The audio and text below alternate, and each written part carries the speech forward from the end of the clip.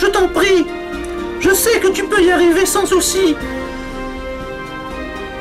À demain, prends ton courage et grimpe jusqu'au village. Oh, cette fois ça suffit, petite Chippy. Tu m'as causé assez d'ennuis. Le vilain, très énervé, agrippa Katy par le cou et la souleva au-dessus du vide. Alors, Katy! L'écureuil, voyant son ami en danger, oublia à nouveau de regarder. Et n'écoutant que son courage, il se mit à grimper si vite qu'on avait du mal à le suivre. « Fonce, écureuil, vas-y !» cria l'ours. Non, impossible, tu ne peux pas, tu n'y arriveras pas.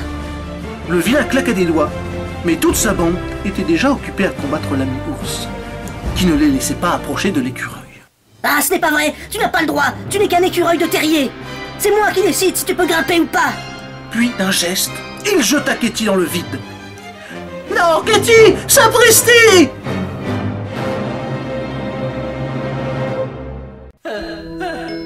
L'arbre est grand, tu sais.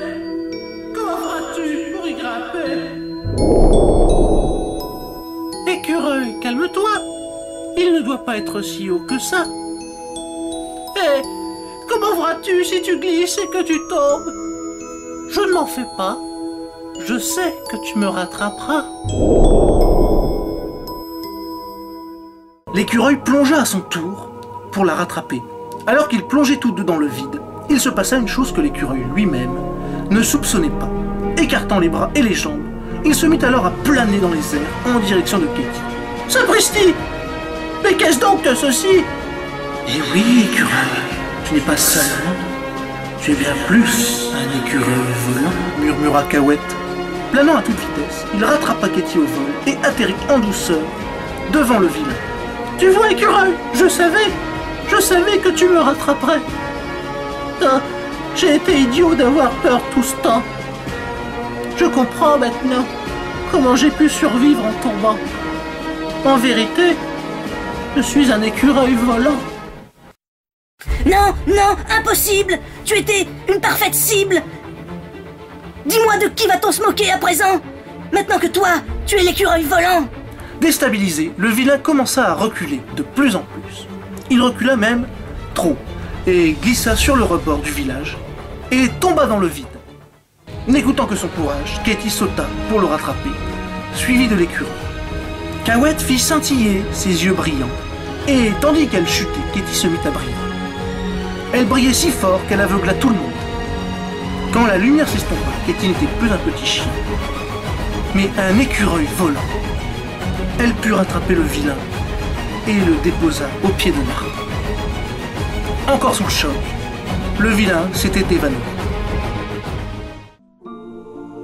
Quand il reprit ses esprits, il regarda Katy.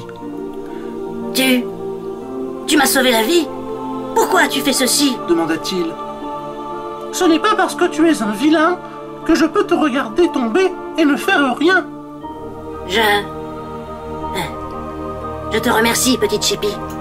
Mais ne va pas croire que ça fait de moi ton ami. Dis donc, petit chien, que t'est-il arrivé? Tu m'as l'air transformé. Ceci est un cadeau de ma part, mon ami, murmura Cahuète. Mais qui est là? Demanda l'ours.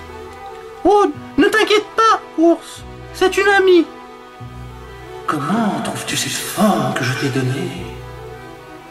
À vrai dire, c'est une de mes préférées. Elle te servira, crois-moi, si en haut de l'arbre de vie, grimper tu dois. Merci, esprit de la forêt. Cela devrait bien nous aider. Mais je t'en prie, et ne t'inquiète pas.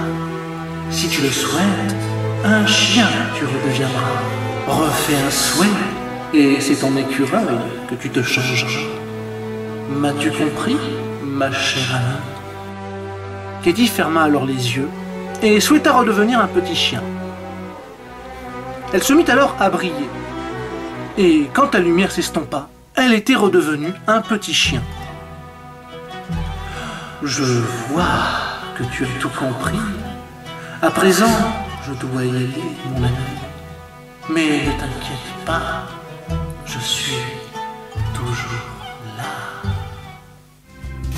Puis Cahuète disparut dans les feuillages.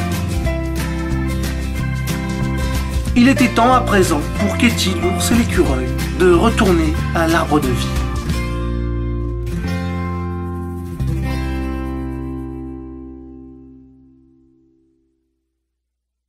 Et n'hésitez pas à vous abonner pour ne pas manquer le prochain épisode.